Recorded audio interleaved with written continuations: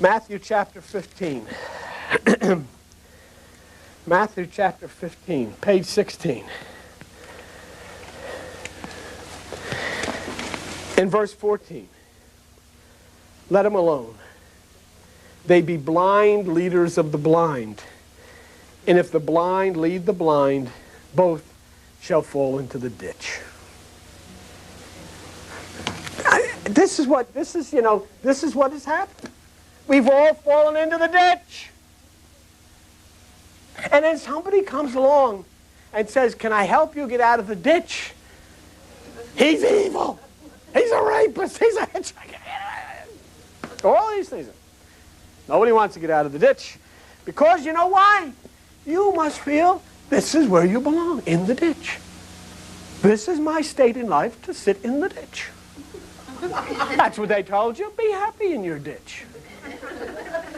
And so then pretty soon we say, you know, this isn't a bad ditch. It's a pretty nice ditch. It's a heck of a lot nicer ditch than Mary's. Did you ever see her ditch? Well, she doesn't even have any air conditioning in her ditch. You know, and then all of a sudden, see, you come into meditation and you find this pathway. And then you start to say, you think things are getting worse, but you know what Buddha said? I love this.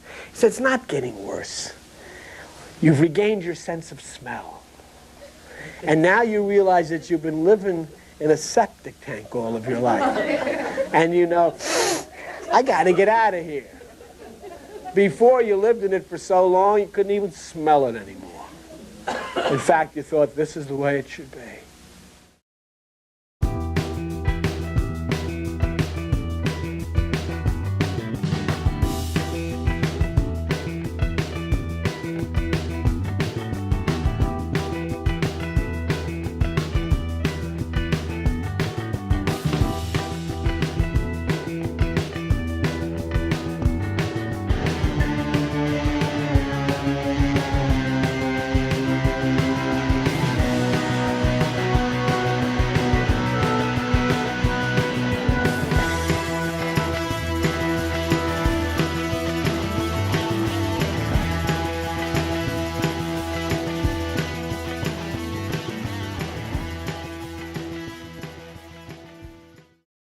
Out of these troubled times, our fifth objective, a new world order can emerge, a new era, freer from the threat of terror, stronger in the pursuit of justice, and more secure in the quest for peace. A question has come up quite frequently within the Flat Earth debate, and that is, why in the world would the leaders of the world hide the shape of the world? The Flat Earth discussion has caught the internet by storm, and an exponentially growing number of people are starting to adopt, with absolute conviction, the geocentric, flat, stationary model of our Earth. A model many cultures before us subscribed to and recorded within scripture and mythology. If the Earth is not in fact a big ball whipping in orbit around a central thermonuclear furnace, as we have been told since birth, what would be the endgame in deceiving people of its true shape? What exactly is the motive for creating a false model? My hope is to try to answer that question in a very unique way in this video. To be clear, this film will not be focused on any of the material science and proofs on the matter of flat Earth. There is ample material on the subject for you to comb through at your leisure. I'm not going to go into a long diatribe about the flat Earth discussion, but I will say this. I, like so many others, went into this subject to essentially debunk such an outrageous claim. The Earth is not flat. And I, like so many others, have come out on the other side, no longer able to even defend the heliocentric model. There's a meme out there that sums up the whole phenomenon perfectly. How did I become a flat earther? I tried to debunk flat Earth. Before we can even begin to discuss the shape of the Earth, I think we first need to re-look at and re-examine the human vessel that allows us to even question our reality in the first place. Before we talk about flat Earth, let's first get to know ourselves.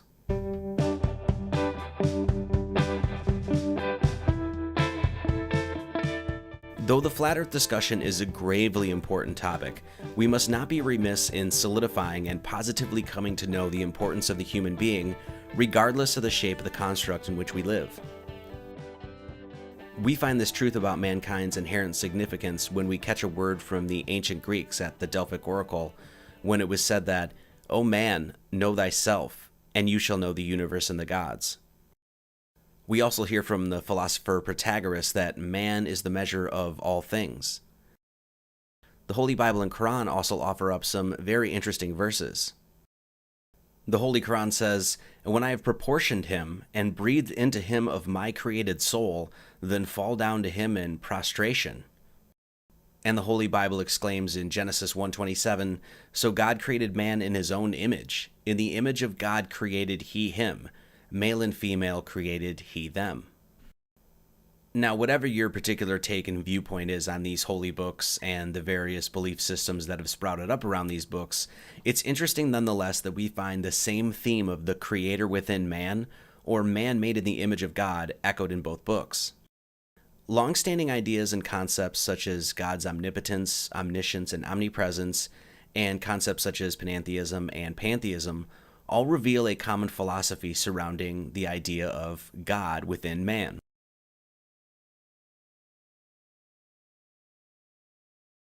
Put simply, if God has created everything, then in order for continuity to even exist, the Creator cannot stand aside the creation. It must interweave itself within every single aspect of it. Monotheism is the idea that God is one, with mono meaning singular or one, and theism being the study of God, leading to the understanding that God is one, or there is indeed one God. Now, monotheism simply means, when you strip away all the baggage surrounding the organized religion's take on the matter, that is, monotheism basically means that no matter how many divisions and fragments there are in creation, ultimately the living universe is one singular being.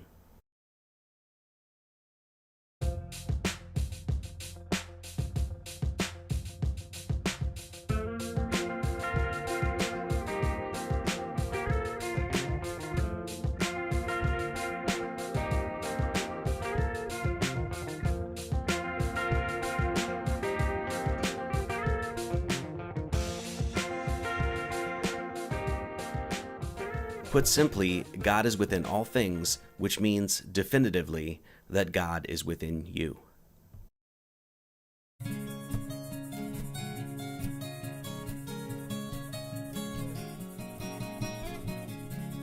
So how do we get to know ourselves and come to understand our deep connection to the world around us? Well, the best way I have come to understand man's connection to his world is through the language that the cosmos gave us to understand it: mathematics. Mathematics is the one language that is, without question, universal to all peoples, and is the one medium that is shared cross-culturally, irrespective of time, geographic location, or cultural differences.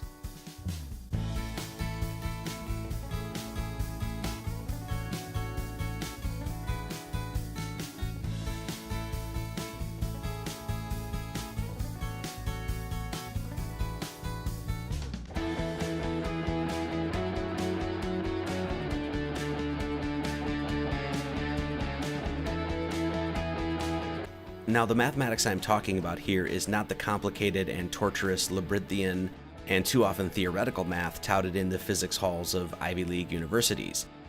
No, I am talking here about the basic mathematical principles that everyone generally understands, with those being add, subtract, multiply, and divide.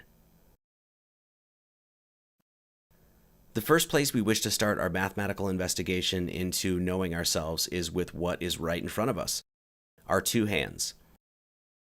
Your two hands are segmented beautifully and simply to reveal some fundamental mathematical principles and numbers. Your fingers are naturally divided into 28 phalanges, or bone segments, with 3 on each finger and 2 on each thumb, giving 14 for the left hand and 14 for the right hand, coming together to be a total of 28. We can also find the numbers 2 and 8 in 28 with our 2 thumbs and 8 fingers. It's also important to note here that the word digit comes from the Latin word digitus, which literally means finger, further emphasizing the importance of the mathematics of one's hands. This number 28 that we find on our two hands is directly connected to the moon.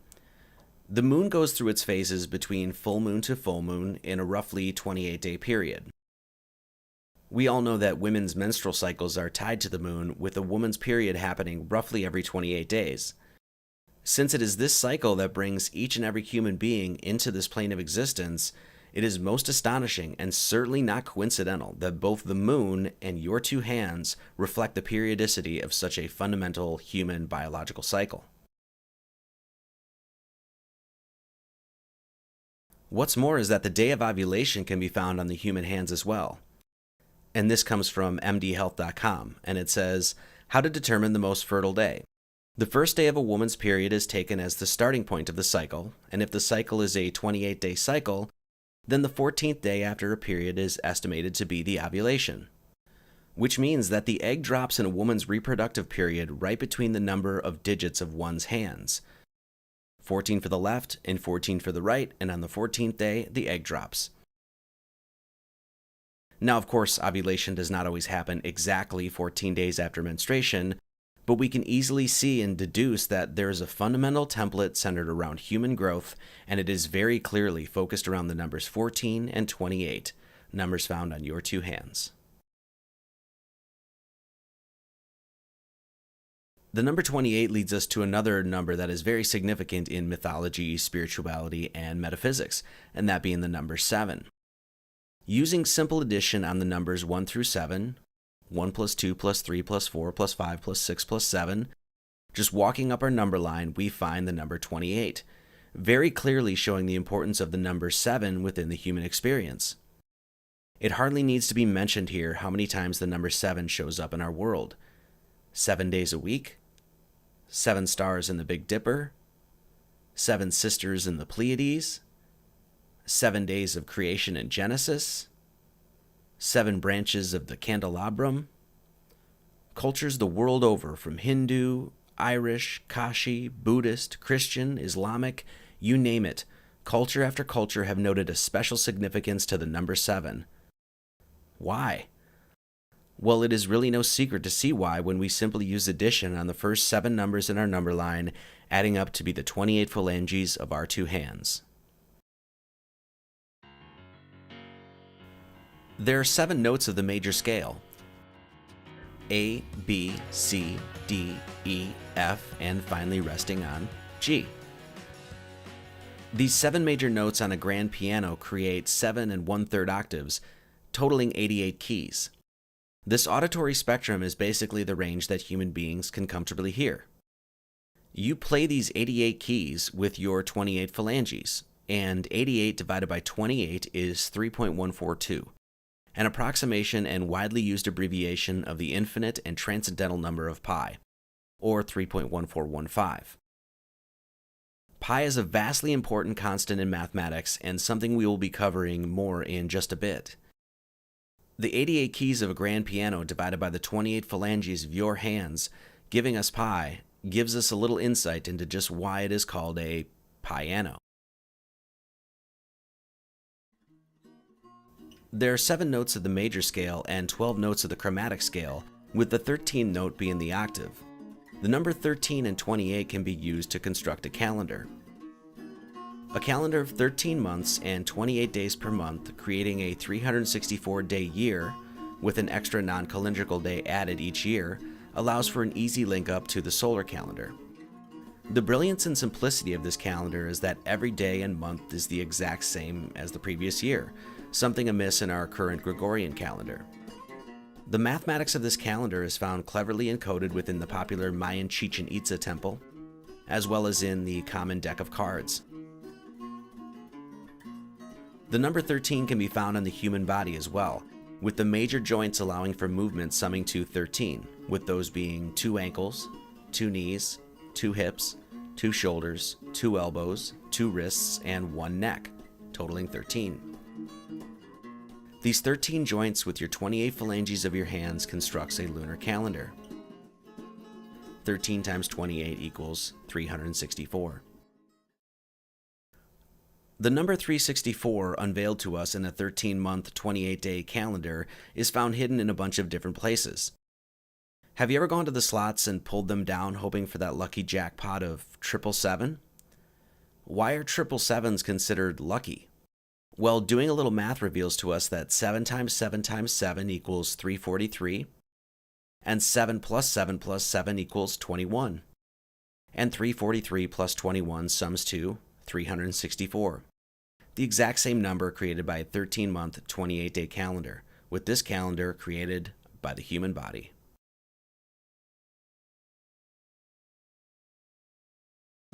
But it doesn't end there. The human baby is born with 20 baby teeth, and the adult set of teeth number 32, which means that your 20 baby teeth and your 32 adult teeth sum to 52, which is the number of weeks in the year.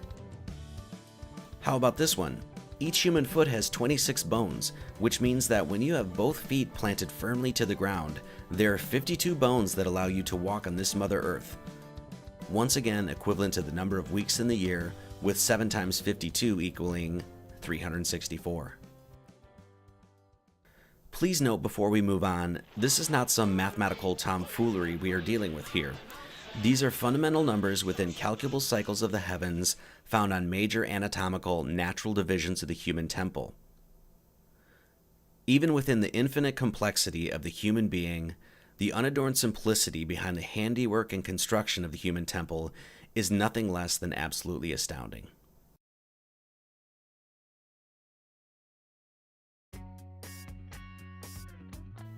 So what does all this mean?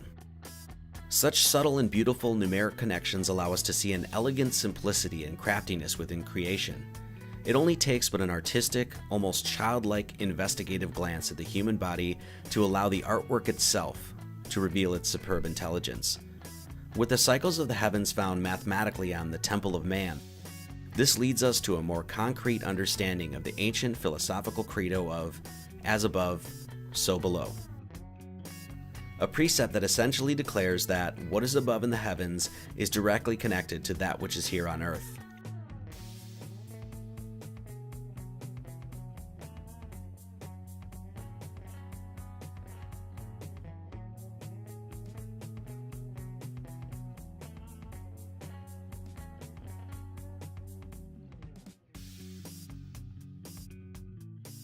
If God is within everything and is within man, as many of these mystical teachings have asserted, then which God is man to subscribe to? Throughout many different epochs, from numerous different cultures, and from many different religions, we have been gifted with, or cursed with, depending on your viewpoint, various different spiritual texts. A few we have here are the Zohar, the Upanishads, the Holy Bible, the Holy Quran. With all of these books to choose from, which book is the correct book? Which text is the true written word of God? It would be blasphemy to suggest that we could describe the Creator in human terms. Why? I mean, if he created us, why wouldn't he appear to us as one of us? What mankind needs to recognize and come to understand is that, first and foremost, none of these texts, not a single one of them, could have been written without the hands of man. In other words, whatever supposed spiritual revelation or message that may have been handed down from God himself first had to pass through the heart, soul, and mind of man. No matter what spiritual lessons or messages may be found within the various religious texts, none of them could have been laid to paper without the intercession of man's ability to first contemplate the glory of the Great Spirit and then commit that glory to the page. The cold hard fact is, if we are to be honest with ourselves, we must admit unequivocally that we have absolutely no idea who wrote most of these books, what has happened to them over time, who has changed them, possibly manipulated them, but we can come to know without dispute what story God did author. And that is, of course, this whole circus called existence that you and I seem to be plopped in the middle of. If we cannot with 100% conviction assure ourselves of the authenticity of any of these texts, then what holy book should we read and subscribe to in order to find the pathway to our divinity? Well, accordingly, we should be reading intimately the one that we know for a fact that the Creator wrote himself, and that is the holy book of nature and the doctrine of flesh and spirit called the human temple. Or in simpler terms, you are the written word of God. And just like a book, your right cover and your left cover are held together by a spine.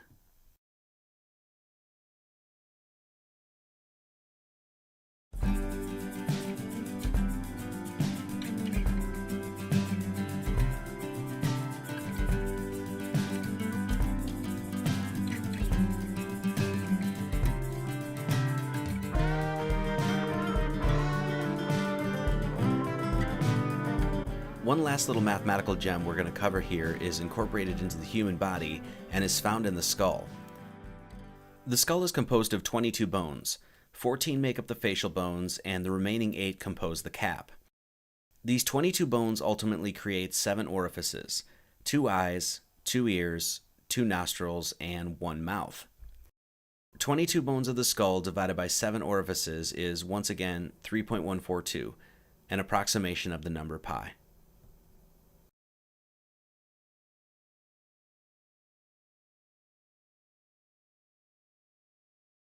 Huh. Pi is encoded in your skull, huh? It makes you wonder if one of those Yale secret societies so popular with conspiracy theorists are aware of such information.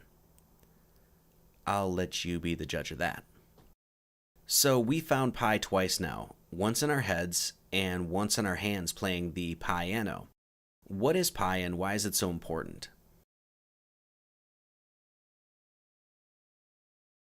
Pi is simply the ratio of a circle's circumference to its diameter, and pi is considered an infinite, transcendental, and irrational number. Pi is a cornerstone and constant within mathematics, and most branches from trigonometry to engineering utilize this number heavily. Pi, in my humble opinion, is a great mystery and seems to pop up again and again in the most unusual and interesting of places. And one of these places that pi shows its face, as we will come to find, is within the English alphabet. For those of you that are unfamiliar with the work I do, I study and teach, amongst many other topics, an artistic science called gematria, especially with its regards to the English alphabet. There are numerous videos, blogs, books, interviews, and the like in which I explain, through a number of various different avenues and phenomenon, the truly awesome ways in which this science can help unveil a richness and beauty within the numbers, letter symbols, and words we use to collectively create our reality. For brevity's sake, we're going to go over the number-to-letter correlation and cipher for the English alphabet very quickly here, but please know that there is a plethora, endless hours of material to comb through about this subject. The 26 letters of our English alphabet can be broken up into 2 blocks of 13 letters, making the G and T on both sides central within each block.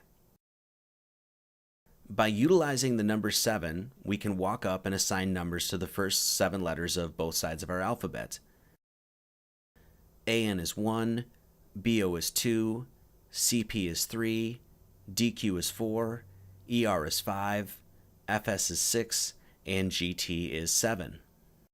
Now, instead of ascending up to 8, 9, 10, etc., let us descend from 7 back down to 1, giving us HU is 6, IV is 5, JW is 4, KX is 3, LY is 2, and MZ is 1. And so, using the holy number 7 as a central pillar, utilizing cosmological constants such as beauty, simplicity, elegance, and symmetry on our alphabet, we find the following cipher. Using this cipher on the word 7, the very number we focused on to create the cipher in the first place, we find that the word 7 gives us the numbers 65551, which when added together sums to 22, and 22 divided by the word 7 is 3.142, or pi, once again.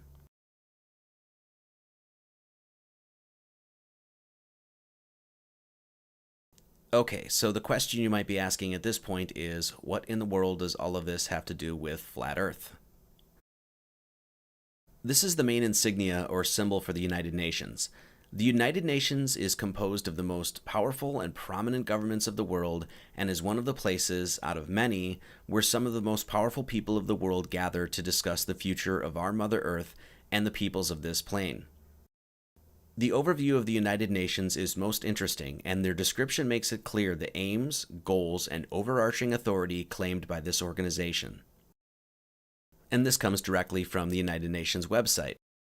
Due to the powers vested in its charter and its unique international character, the United Nations can take action on the issues confronting humanity in the 21st century, such as peace and security, climate change, sustainable development, human rights, disarmament, terrorism, humanitarian and health emergencies, gender equality, governance, food production, and more.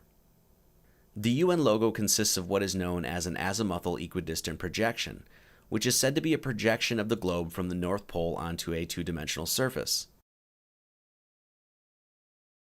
Within the Flat Earth community, this symbol and map takes on an entirely different meaning. There are several so-called Flat Earth maps, a popular one being the Gleason's Flat Earth map, which seems to corroborate a geographic flat plane to the general layout of the azimuthal equidistant projection. This logo is also used by many different maritime and navigational organizations and groups. Now, the cipher we just unveiled using the number 7 on the English alphabet can be found on the UN logo as well. First, if we count the number of leaves on both sides, we find the number 28, the number of phalanges on your two hands. This number is even broken up to 14 on the left and 14 on the right. Simple math, nothing complicated here.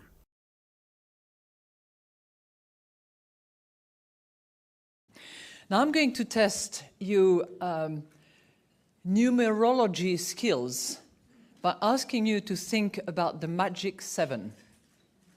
Okay? If you notice, the two leaves on the bottom are the only ones with stems, and they are connected to each other, leaving the two mirrored wreaths. The symmetrical wreaths each have 13 leaves. The wreath on the left has 6 pointing out and 6 pointing in, with 1 pointing up, and the wreath on the right has the same. The pattern of the leaves fits perfectly the number pattern of the number-to-letter correlation of the English alphabet that we just unveiled. Here are the letters, and here are the numbers associated to those letters. Now, if you think this is all hogwash and horse apples, and that your humble narrator here is just cherry-picking information and assigning meaning where none exists, I would advise you to take caution in such a line of thinking. There are numerous other symbols, games, and phenomenon that may be used to uncover this cipher. The chromatic music scale, dice, the emblem of Israel, the 7-branch candelabrum of the menorah, the Ouija board, the Hebraic tetragrammaton, and even the Freemasonic square and compasses can all be used to find this very particular number-to-letter correlation. I encourage you to explore the many ways in which this cipher can be constructed. It is very important to note the ubiquity of symbolism use across the world. I am assuming none of you, like me, ended up taking Symbolism 101 in high school or college because, well, they just don't teach that kind of stuff in the world of academia. Symbolism is one of the most fascinating subjects I have ever had the pleasure of studying. The beautiful thing about the study of symbolism is you don't need a teacher to study it, because the symbol itself is the teacher. To study a symbol and therefore attain an understanding of how powerful the doctrine of symbolism plays out in our world simply requires one to ask the symbol itself for its meaning. An example. Why is it that universally an owl is considered wise? Heck, even a group of owls is called a parliament. Well, to understand the symbolism of the owl, all we have to do is ask the owl itself, and it will tell us through its own unique attributes and qualities. Why are owls considered wise? Well, for starters, they can see at night, with night being symbolic of the mysterious nature of the unknown and the darkness of ignorance. Owls have enormous forward-facing eyes, and they can turn their heads a whopping 270 degrees, which means that, from the right starting point, owls have the ability to perceive 360 degrees of their world. The 270 degrees that they can rotate their heads is also a beautiful numeric corollary to the 270 days generally given for human gestation, or 9 months, which is further interesting since the owl has been well known to be a symbol of fertility. Understanding symbolism may give us a deeper insight into why the owl is used so frequently and prominently in folklore, myth, and within secret gatherings of very powerful and very influential people in our world.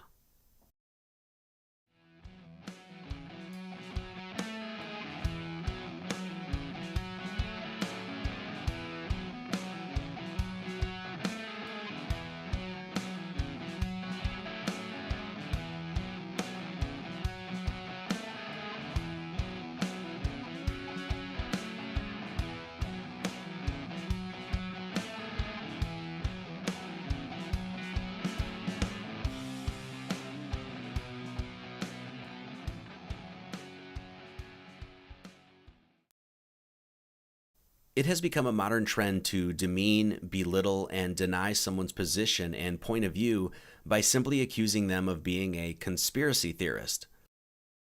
Conspiracy, or to conspire, means to make secret plans jointly to commit an unlawful or harmful act. A theory is a supposition of ideas intended to explain something. A theorem is a general proposition not self-evident but proved by a chain of reasoning. Conspiracies are not theories, they are theorems. They can be proven by the simple fact that organized evil has a historicity. It is without question that people in all sorts of different arenas, political, military, economic, social, conspire for myriad reasons all the time. Make no mistake about it, there are people with hands on the levers. There are shadowy figures behind the scenes making decisions, and there are evil forces putting deviant plans into motion. In fact, our world is currently being run by dark occultists.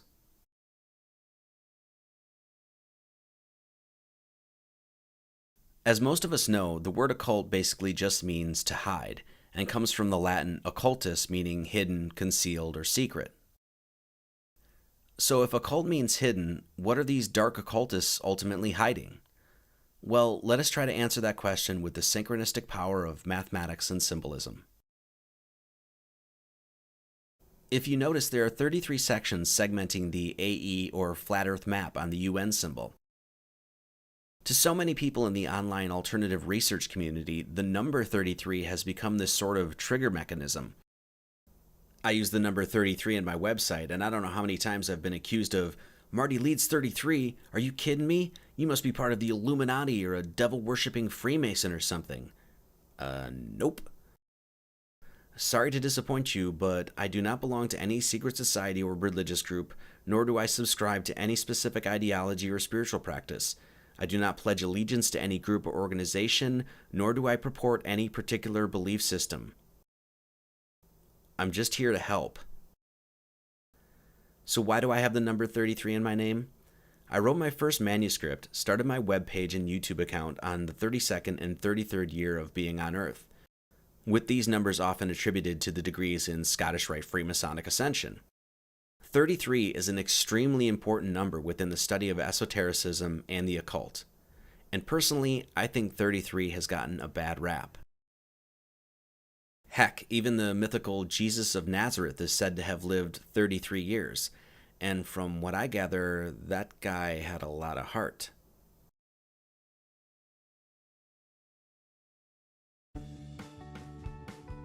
Assigning some malicious quality to a singular number is rather childish and silly. The fact that humanity has aversions to particular numbers shows exactly how numbers and language are used to brainwash masses of people. How is it that a simple number can strike fear and paranoia into the hearts of many? Is there something inherently evil about the number 33? How about the unlucky number 13? There's even a psychological malady called triskaidekaphobia about this number. Personally, I think 13 has a lovely geometry, and let's not forget that the number 13 is also a key number that we use to decode the mathematics of the English alphabet.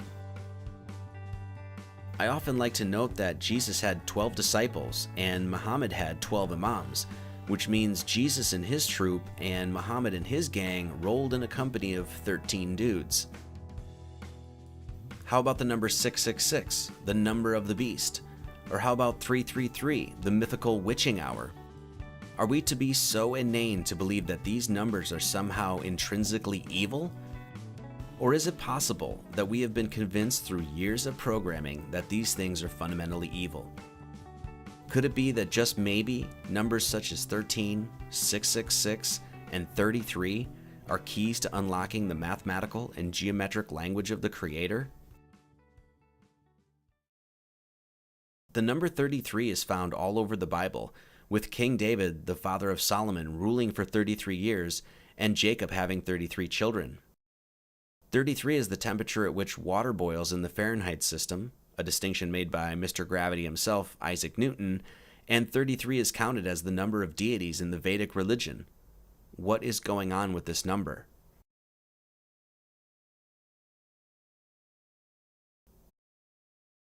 According to Dartmouth College, the Mayfield Clinic, and the Laser Spine Institute, each and every one of you have 33 bones in your spinal column. Most people are familiar with the mystical raising of the Kundalini serpentine energy up one's spine in meditative practice, and the metaphysical chakra system aligned with the spinal column is the focus of many spiritual practices, and even the modern-day symbol of medicine is well known to be a symbolic attribution to the chakra system and the spinal column. This symbol, known as the Staff of Hermes, Caduceus, or Rod of Asclepius, is celebrated by numerous prominent cultures such as the Greeks, the Romans, the Hindus, and many others.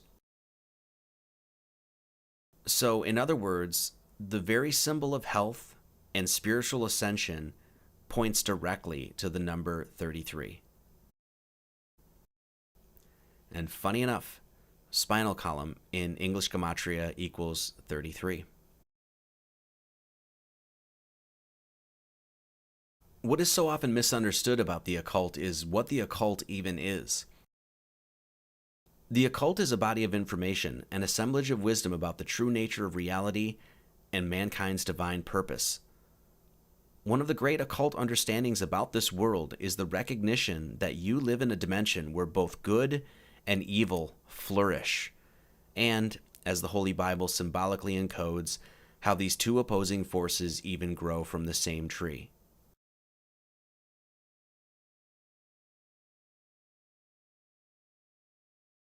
Put simply, there are two aspects to the occult: the light and the dark. The light occultists are those who work full-time for the amelioration of Mother Earth, and are those who wish to enlighten and illuminate mankind. The professors of the dark arts are those whose sole intention is to hide and steal this very same light.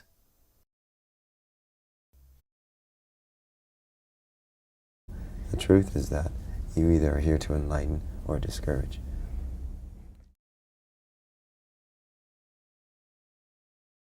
The School of Hogwarts from the popular Harry Potter book and movie series is an exemplary example of this concept. The School of Hogwarts is simply a school of magic, a school of occultism, if you will. And within that school you have a protagonist, Harry Potter, and an antagonist, Draco Malfoy. You have the light and the dark. Harry, who fights ultimately for good, and Draco, the shadowy, more sinister figure. The name Harry stems from Hari, a Sanskrit word meaning golden in color, most notably found in the Hare Krishna, and a potter is someone who crafts pots or vessels. The name Draco is Latin for dragon, and Draco is the circumpolar constellation rotating continuously around the central pole of the heavens above.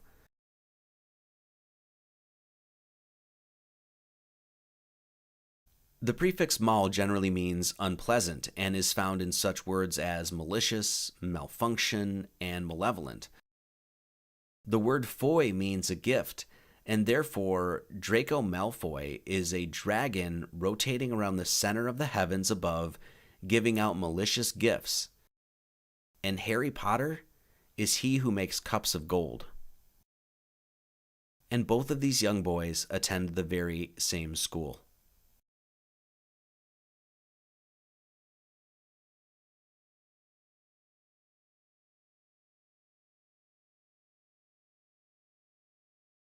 I have come to find through my own unencumbered studies of number and symbol that if a particular number or symbol's character is considered fundamentally evil in today's society, it is likely only given such a distinction in order to hide the true power and connectivity behind it. With the 28 leaves recognized as the 28 phalanges of the human hands, the number 33 recognized as the 33 bones of the spinal column, and the presentation of a flat Earth map within the UN logo, we might presuppose a very dark directive set forth by the United Nations. And that is, deceive the whole of mankind about the nature of their divinity.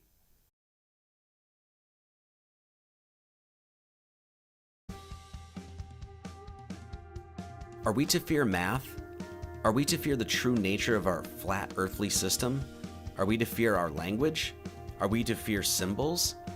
If the UN logo is displaying a true flat earth map, as well as the symbolic wreaths to decode the mathematics of our language, as well as the key number attributed to spiritual ascension and our spinal column, then what in the world is there to fear? We have nothing to fear. We just need to shine a light on the cockroaches.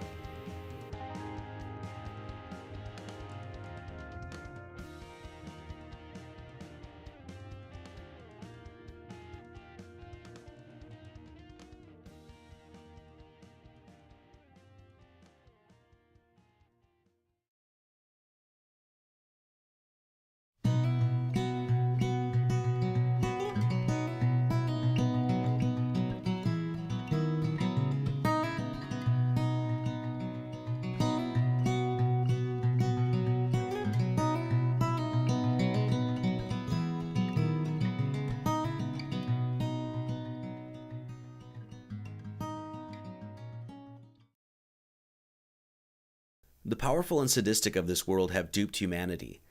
They have perverted science to hide the true shape of the earth, perverted religion to possess and misguide the masses. They have sold a prepackaged sack of lies deemed history, corrupted the secret orders intending to be custodians of light, destroyed the ways of the old world, buried the traditions, led inquisitions against purity and truth, indoctrinated the minds of youth by manipulating the educational system, poisoned the earth, poisoned the food, poisoned the sky, poisoned the water supply. Why? Why? Why? Why do they continue to do this? What lunacy, what insanity, what psychopathic drive do they have? What indeed is their endgame? Existence, at least as far as the drama of mankind is solely concerned, retains its chief functionality as the place where the essence of the Creator is continually regenerated into material form, expressly to undergo the process of karmic amendment. This karmic amendment ultimately leads to a reunification with the Creator, and it is this process that those intoxicated with power are gunning for control of. And we, the people of this earth, cannot allow this to happen any longer.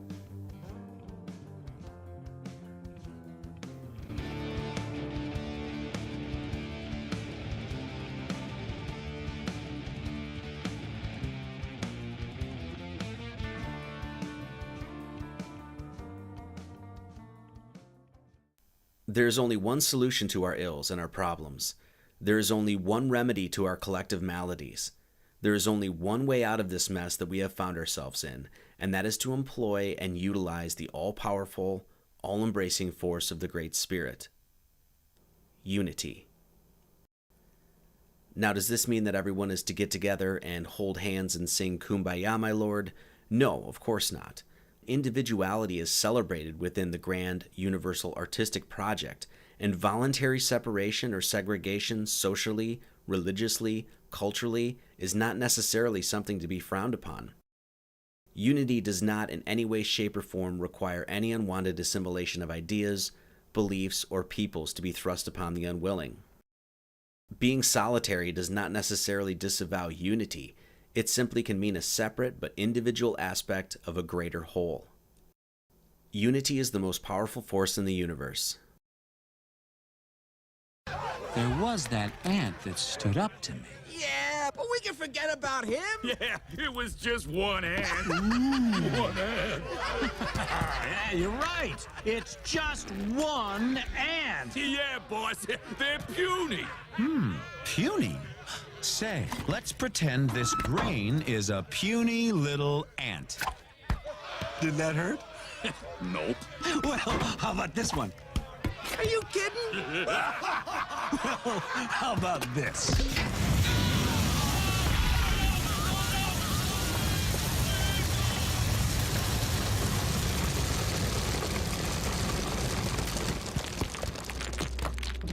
You let one ant stand up to us, then they all might stand up. Those puny little ants outnumber us 100 to 1. And if they ever figure that out, there goes our way of life. It's not about food. It's about keeping those ants in line. If mankind is to overcome the ordeal we have found ourselves, continually immersed in a cascade of lies and corruption, then we must be willing to act in unity, live in harmony with Mother Nature, respect and obey natural law, coexist regardless of our differences, take responsibility for ourselves, and uphold the highest of moral standards. In fact, we the people of this earth must create a new world order. What the hell did you just say? Now, let's be clear here. The New World Order that I'm speaking about isn't the one we know these jackwagons are dreaming up. No thank you. There is only one world order that mankind must abide by, and that is the laws and orders put forth by Mother Nature herself. The laws of Mother Nature are, in fact, the authored laws of God. And these immutable laws, written into the fabric of existence, are the only laws that man must abide by. The great esotericist Manly Palmer Hall describes the importance of these laws as recognized throughout history. If we assume what ancient wisdom assumed, what the Hindus knew and the Chinese knew, and the Greeks and Egyptians 5,000 years ago were well aware of, and have given us good record of their awareness, then when we say that when man disobeys the gods, it does not mean that he goes against the words of some godling on a throne. Disobedience to the word of God, or the will of God, always means the breaking of natural law. That is what it has meant and will always mean. Therefore, an offense against natural law is an offense against God. The ancients were fully aware of this, that the laws of nature are the outflowing expressions of the will of the Creator. This was the belief of Pythagoras. This was the belief of Buddha. This is the great moral burden of the Institutes of Manu, that these great laws exist and will be obeyed.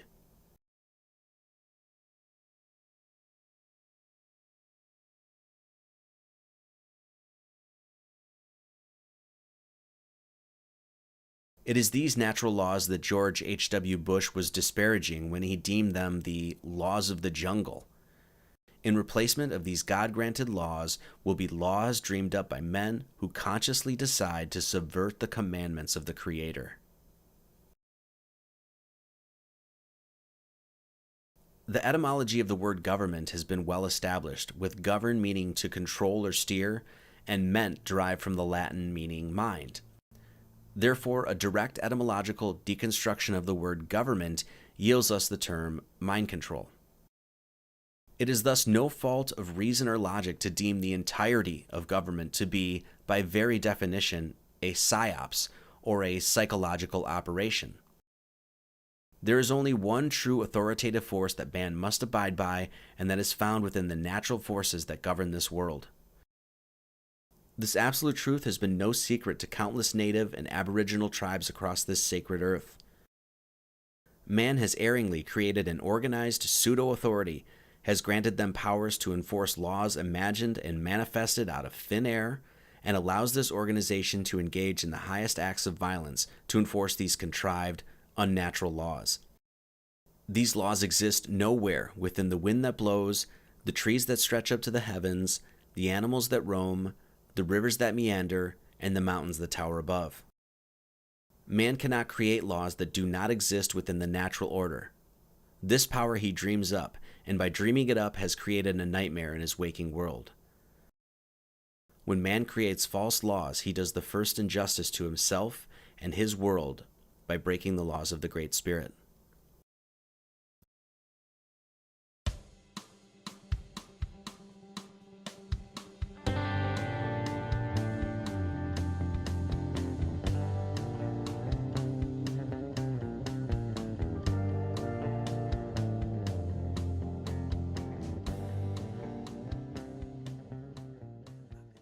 Historically, it is well known that many religious leaders and governments have been harborers of knowledge and light while simultaneously dispersing lies, deception, and darkness to the masses.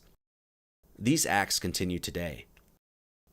It is from these acts, from taking potential beauty and kinetically energizing it negatively, is what directly creates the disharmony, dissonance, and conflict throughout mankind's current earthly challenge and situation. It is a sad and sobering fact that the impish dealers of corruption and deceit have long been at work looking to destroy what is beautiful and sacred, and unfortunately, these agents of malice are flourishing in our world today. The reunification of the peoples of this earth under a redeclaration of our God-given natural rights, independent from all assumed and imagined pseudo-authorities, is the first step in truly healing this earth and allowing our innate and ingrained freedom and divinity to flourish and thrive.